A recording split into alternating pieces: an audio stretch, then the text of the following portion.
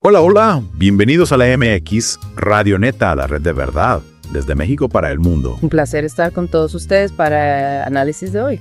Estamos con equipo completo para desmenuzar el tema. Sí. Bueno, el clavado de hoy se centra en Luis Echeverría Álvarez. Ajá. Una figura polémica, por decirlo menos. Una figura cuya larga trayectoria política en México, pues desató tanto crecimiento económico como agitación social y política. Definitivamente. Entonces estaremos examinando su camino desde sus inicios en la política hasta su controversial presidencia, basándonos en varias fuentes de información histórica.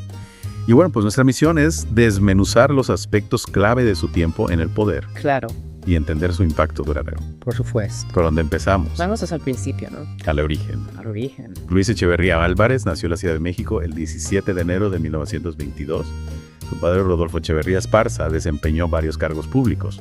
Ajá. A nivel medio, lo que llevó a la familia a residir en Ciudad Victoria, Tamaulipas, por un tiempo. Exacto. Su hermana mayor fue el conocido actor Rodolfo Landa y su abuelo paterno era médico militar.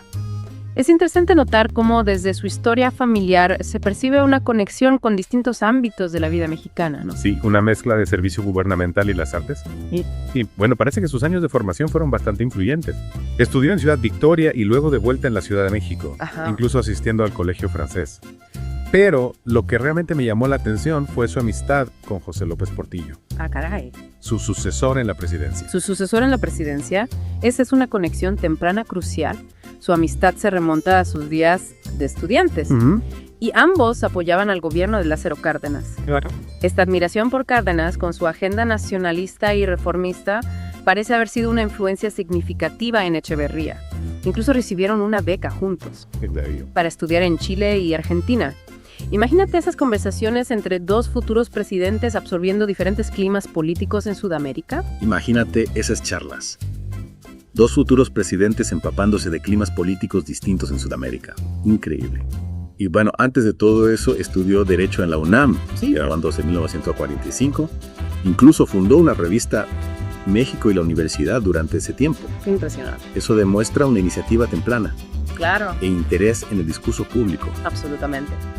Y su tesis, El sistema de equilibrio de poder y la sociedad de las naciones, Ajá. insinuó un temprano interés en las relaciones internacionales. Un tema que ciertamente se manifestaría durante su presidencia, y su carrera política comenzó rápidamente después de graduarse. En 1946 se convirtió en secretario particular del presidente del PRI, Rodolfo Sánchez Taboada. El PRI, como saben, fue el partido político dominante en México durante gran parte del siglo XX. Exacto. Entonces, directo al corazón de la maquinaria política. Así es. Y no solo detrás de cámaras, también era profesor en la UNAM. Sí. Es como si estuviera construyendo su carrera en dos frentes: la política práctica y el compromiso intelectual. Precisamente. También desempeñó varios cargos dentro del PRI, incluyendo el de director general de prensa y propaganda, lo que le habría dado una experiencia significativa en la formación de la percepción pública. Wow. Amplió aún más su experiencia al servir en la Secretaría de Marina y la Secretaría de Educación Pública. Realmente estaba ascendiendo en la escalera. ¿Sí? Luego, en 1957, se convirtió en oficial mayor del PRI, Ajá. participando activamente en la campaña presidencial de Adolfo López Mateos. Ese es un escalón clave que demuestra que se le confiaban responsabilidades organizativas importantes. Y luego vino un nombramiento crucial en 1958, Ajá. subsecretario de Gobernación bajo el mando del secretario Gustavo Díaz Ordaz. Esto lo puso a cargo de áreas sensibles como población política migratoria y prisiones federales. Wow. Este papel resultaría increíblemente trascendental, especialmente al recordar los eventos de 1968. Uy, sí, aquí es donde se pone realmente interesante su camino a la presidencia. Después de que Díaz Ordaz se convirtiera en el candidato presidencial del PRI en 1963. Echeverría ascendió como subsecretario encargado de la Secretaría de Gobernación. Y luego llegó 1978 y el movimiento estudiantil. Este es un momento crucial. Durante el movimiento estudiantil en 1968, Echeverría asumió públicamente la responsabilidad de la intervención del ejército. A pesar de que legalmente esa autoridad recaía en el presidente. Exacto, esta fue una maniobra audaz y algunos dirían que calculada. Calculada sin duda, casi parecía que intentaba proteger a Díaz Ordaz. Sí, también lo colocó directamente en medio de un evento muy polémico. Muy polémico. A pesar de esto, en 1969 fue designado candidato presidencial del PRI. Ajá. Y ganó las elecciones de 1960 con un porcentaje muy alto de votos. Este alto porcentaje era típico de la línea del PRI en ese momento. Claro. Así que asume la presidencia en 1970 y esto marca un periodo tanto de crecimiento económico significativo como de considerable conflicto social y político. Veamos primero el lado económico.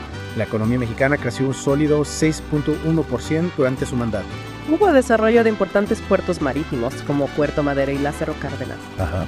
Y estableció algunas instituciones clave que todavía existen hoy en día como CONACYT, Infonavit, Profeco e IMCS. Eso suena como un periodo de progreso. En muchos sentidos lo fue.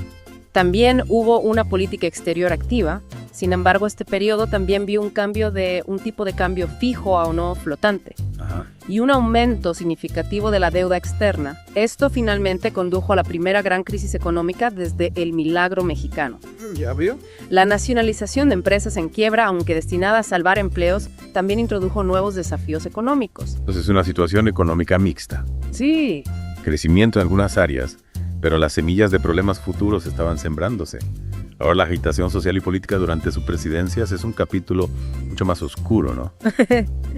lo es. Echeverría intentó distanciarse de la masacre estudiantil de 1968 con una apertura. Un gesto de buena voluntad hacia los estudiantes universitarios, aumentando significativamente el presupuesto de la UNAM. La burocracia también se expandió considerablemente, proporcionando empleos a muchos graduados universitarios. Parece un intento deliberado de cooptar o apaciguar la población estudiantil, pero bajo la superficie, los movimientos sociales y políticos de izquierda estaban ganando terreno presionando por reformas democráticas. Exactamente. Y luego vino el halconazo, o la masacre del Jueves de Corpus, en 1971, donde un grupo paramilitar atacó a manifestantes estudiantiles. Terrible. Nuevamente, Echeverría se distanció públicamente y solicitó la renuncia del jefe del Departamento del Distrito Federal.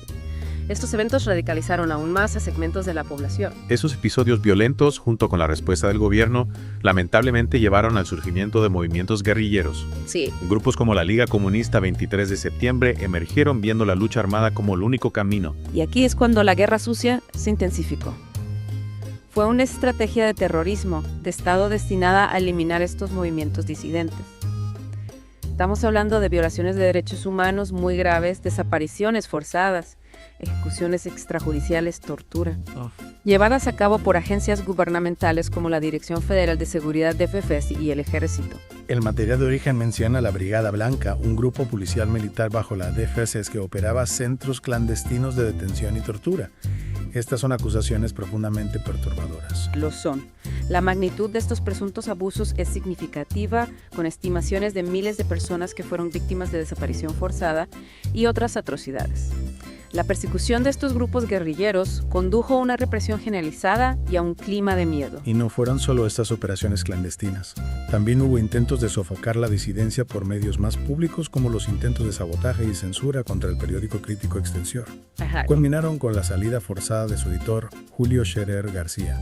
Eso es un ataque directo a la libertad de prensa. Subraya la intolerancia del gobierno hacia las voces críticas durante este periodo. Ok. Ahora pasando a la política exterior, Echeverría fue bastante activo en el escenario internacional. Extensos viajes internacionales y estrechos lazos con regímenes socialistas en Chile y Cuba.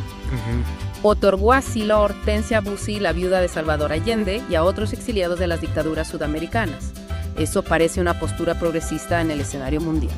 Sí, pero su promoción de la Declaración de México Ajá. en la Conferencia Mundial del Año Internacional de la Mujer, equiparando el sionismo con el apartheid sudafricano, Exacto. causó una controversia significativa e incluso llevó a un boicot turístico por parte de la comunidad judía estadounidense. Así es. Esto muestra las complejidades y contradicciones en su política exterior. Por supuesto. Es fascinante cómo sus acciones en el escenario internacional podían verse tanto como humanitarias como profundamente divisivas. Definitivamente. Y no olvidemos las políticas culturales. Tras las protestas estudiantiles y el Festival de Rock de Avándaro, Se implementó una prohibición de la mayoría de la música rock grabada por grupos nacionales. El abanderazo, el abanderazo.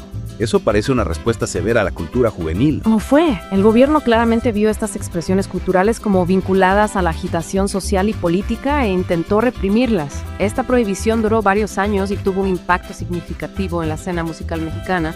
Entonces, cuando su presidencia concluyó en 1976, dejó un legado muy complejo. Y su postpresidencia estuvo lejos de ser tranquila, ¿verdad? No para nada. Buscó el puesto de secretario general de las Naciones Unidas, pero no tuvo éxito. Sí se desempeñó como embajador de México ante la UNESCO y en Australia y Nueva Zelanda. Pero los desafíos legales que surgieron en 2002 son particularmente significativos. En efecto, en 2002, la FEMOSPI, la Fiscalía Especial para Movimientos Sociales y Políticos del Pasado, lo acusó de orquestar la masacre de Tlatelolco de 1968 e implementar la Guerra Sucia. Se convirtió en el primer expresidente mexicano en enfrentar órdenes de arresto por genocidio. Imagínate eso. Un expresidente enfrentando cargos tan serios. Incluso estuvo bajo arresto domiciliario durante más de 2 años.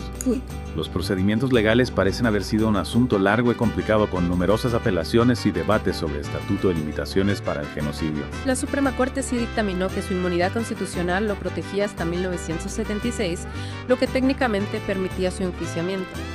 Sin embargo, los tribunales inferiores finalmente no encontraron pruebas concluyentes de genocidio, pero sí encontraron pruebas de homicidio en el Halconazo de 1971. Y las maniobras legales continuaron. Una reforma legislativa permitió que aquellos mayores de 70 años que enfrentaran cargos penales cumplieran arresto domiciliario. Incluso hubo acusaciones del expresidente Carlos Salinas de Gortari con respecto a las supuestas maniobras políticas de Echeverría después del asesinato de Luis Donaldo Colosio. Caray. Parece que siguió siendo una figura controvertida incluso fuera del cargo. Así fue. Los desafíos legales y las investigaciones relacionadas con las masacres de 1968 y 1971 continuaron hasta su muerte en 2022 a la edad de 100 años.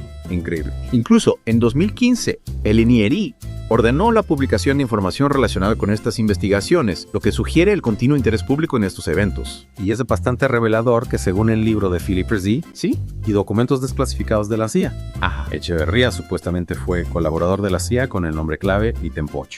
Eso añade otra capa de complejidad a su ya controvertido legado. Definitivamente. Como pueden ver, este periodo de la historia de México es complejo y plantea preguntas importantes sobre el desarrollo económico, la justicia social y el papel del gobierno. Sin duda. Comprender la presidencia de Echeverría proporciona un contexto crítico para entender el México moderno. ¿Qué te parece particularmente significativo de esta visión general?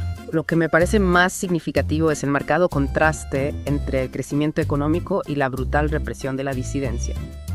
Nos obliga a confrontar la cuestión de cómo evaluamos el impacto de un líder cuando hay resultados aparentemente tan contradictorios. La creación de instituciones importantes, junto con los presuntos abusos contra los derechos humanos, presenta una imagen muy difícil de conciliar. Conclusión clave para ustedes.